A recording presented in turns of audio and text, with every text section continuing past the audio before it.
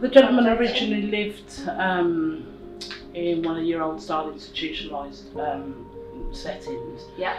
And then later on in life moved with his family and then moved into a residential setting.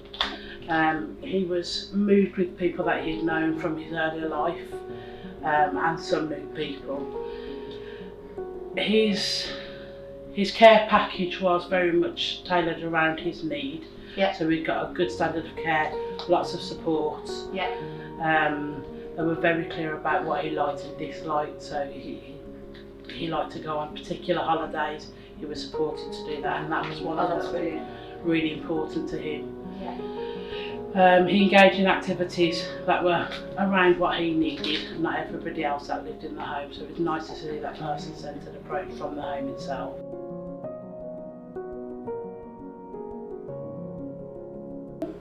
For me, as much as I love the LeDeR programme, I believe in it. I believe in it even more so now that I've got a child myself with a learning disability. I want to know that Macy's life is going to be valued just like anybody else in this world. Yes. And that's really important to me. Isn't it? Yes. So she might be lovely and sweet and healthy now, but in the future, when she gets older, older, it happens to us all. yes, it does.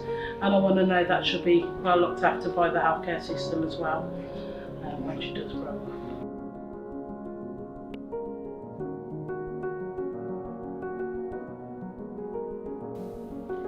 Hello, my name's Charlotte and I'm carer for my son who has severe autism, severe learning difficulties. He's got ADHD and he's got communication issues, and that can lead to behaviour that challenges. And my greatest fear really is what will happen to him when I'm no longer around to support him and to advocate for him.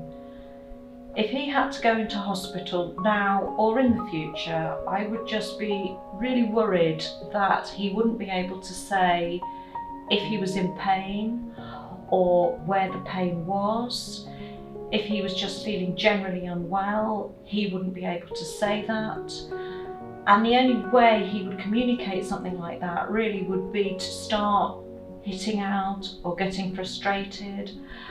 And I just worry that people might not want to treat him or wouldn't understand that this wasn't aggressive behaviour. It was just his way of communicating that he didn't feel well and that he just needed some help.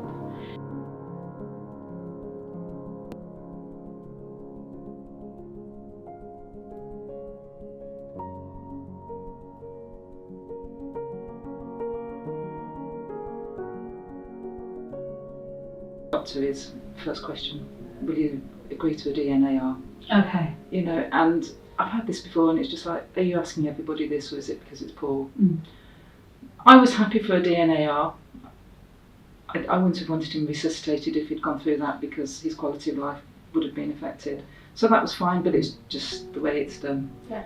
That was the first time. Then he was moved to a ward. They had my contact details. I work at the hospital. I wanted to know, but they didn't tell me where he was moved. But fortunately, one of the carers was there and they let me know where he'd been moved to. So we got him to the ward. He was a bundle on a bed, but he'd only been a bundle on the bed on entry into hospital. Up until that point, we'd got him out as much as we could, got him sitting up. He was on IV antibiotics and I kept on asking if they could cover the cannula because he will pull it out. Anything that dangles he'd pull, so it came out. So he had days where he didn't have IV antibiotics and he didn't have fluids, so he should have been going through that. I also wanted him out of bed while I was there, and I would go in the morning, back at lunchtime, and then at 3 o'clock when I finished work. And I'd ask to get him out, and the first day on that ward, they got him out. The next day, they refused to get him out because they said he wasn't capable. But I had taken photos the day before. They'd had an assessment done, they said he wasn't capable of sitting, that they'd obviously tried to get him out of bed in a hoist. He didn't like hoists. No. They tried to put him on a reclining chair. He's scared of being put on his back. Yeah. So everything about it, he would have been in panic and I wasn't there and I could have told them what to do. So they were just hoping he was going to be moved onto a renal ward, so they didn't really want to push around too much. And when I just kept on saying, can I get him out, I got excuses. We haven't got staff, we can't do it. And eventually when a member of staff came in that helped me get him out the day before, I got him up again regardless of what they said. Because he needed to be fed, he needed to be upright, he needed drinks upright because he'd got dysphagia. Okay. And he was going to choke. Yeah. You know, anything you gave him, if he wasn't sitting upright, it was going to go to his lungs.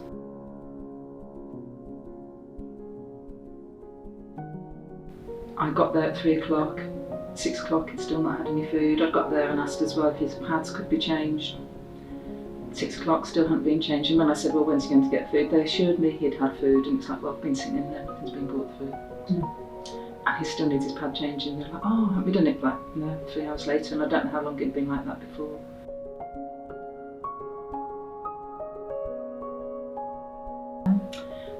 He was agitated. It was a horrible night. Yeah. I eventually got a mattress for the floor, and my other brother, who was with us for that night, slept across some chairs, and we sort of took it in turns to keep an eye on him, and he was there the next morning. Right. Next morning, there was a bit of light. A nurse, I think possibly his sister, came in and said, you know, I'm sure you want some fresh air. We went out, got some fresh air. We were a little bit longer than we'd been planning to be, and when we went back in, she was sitting there, but I thought she'd have gone. She was sitting there with the laptop.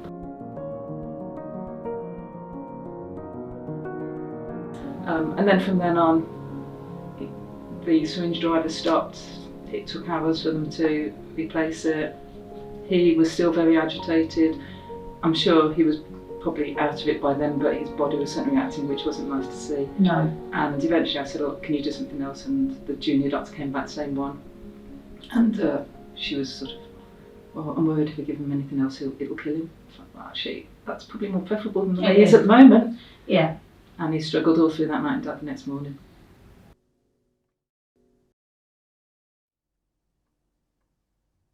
It was my first experience with LeDeR and learning about them.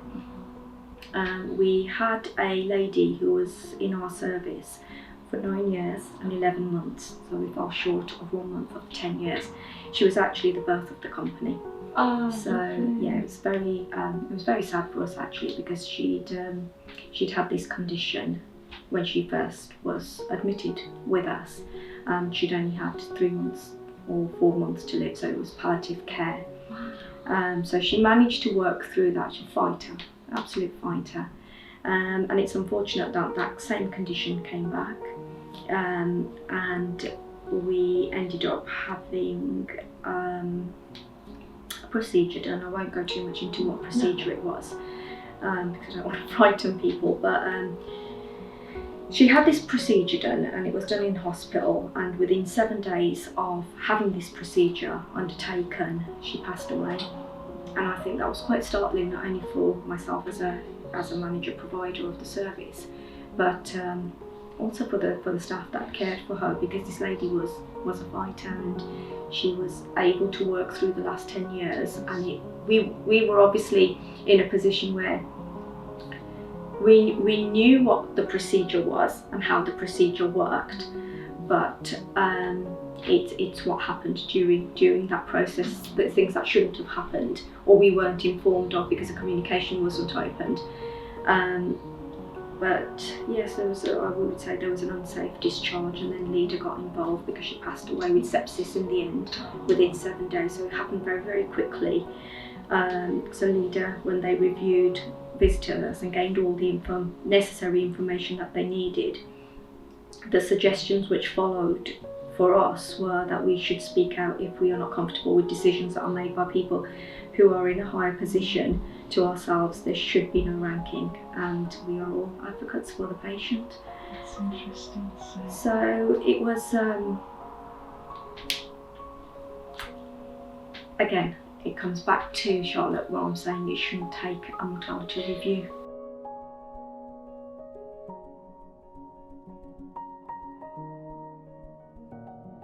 Hi, I'm Tom. My brother has autism and ADHD, and he's 21 and received his hospital passport this year. He's also non-verbal, so if he had gone into hospital at any point before he received his hospital passport, there would be no way that any of the staff there would have been able to understand why his challenging behaviours, what they meant and how to interpret them. So he was likely not received the care that would have been necessary for him to have coped in the hospital before he'd received his passport. He's 21, as I mentioned, and he also hadn't received a single annual GP checkup, and so he could have many possible adverse health effects that just have not been picked up because he hasn't received a single annual checkup. And also, when there is something wrong with him, we also can't take him to the GP because of his complex needs, and the GP refuses to do house visits for whatever reason.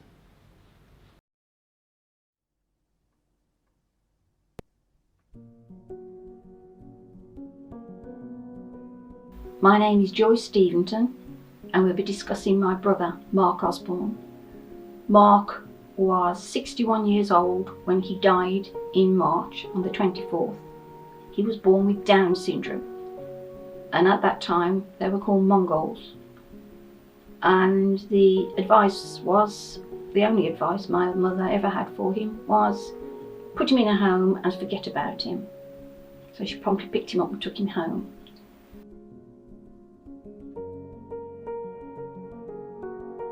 Had pneumonia the year before he died, and it was while he was in that hospital that I realised if I didn't spend the entire day from 9 in the morning till 9 at night with him, that he was going to die probably of thirst, maybe hunger, as by that time he had dementia. He'd had it for a few years and it had taken a lot of his speech. So Mark couldn't shout out, "I'm very thirsty, I'm hungry, I can't reach that." He couldn't do anything.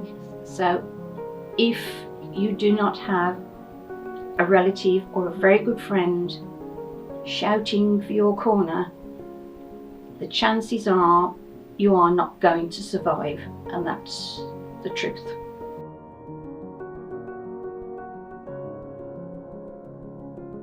And I was trying to find somebody, to say to them, who's dealing with his case? I don't know. No. I don't know anything. No. I just want somebody to come and look and tell me what's going on. Yeah.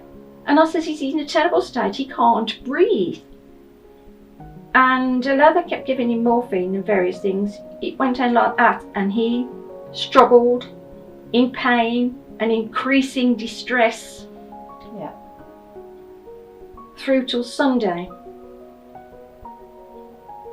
when he finally died, but only me begging them, practically on my hands and knees, to do something.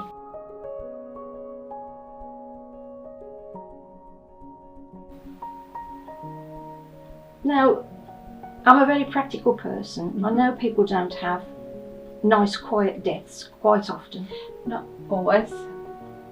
But he's not the first dying person I've had to sit with. No, I know. So this was worse than the 5 put together.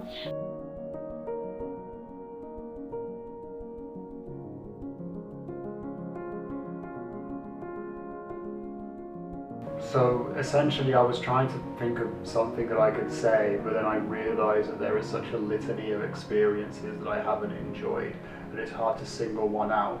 So I'm going to improperly, but perhaps appropriately, answer that question by saying every single time I've had an appointment, it makes me never want to do another one. And I feel like I'm just going to be rebounded, insulted and discarded every single time I go to them. And that's just going to make me not go to these things. But I need to go to these things to ensure that my health is going to continue to be at a manageable level. And if I'm not managing my health, then that could be potentially fatal. And I don't want to be dead for people to learn from me. I think that's redundant. I think that's a waste of life. And the worst part is that it would be totally unnecessary.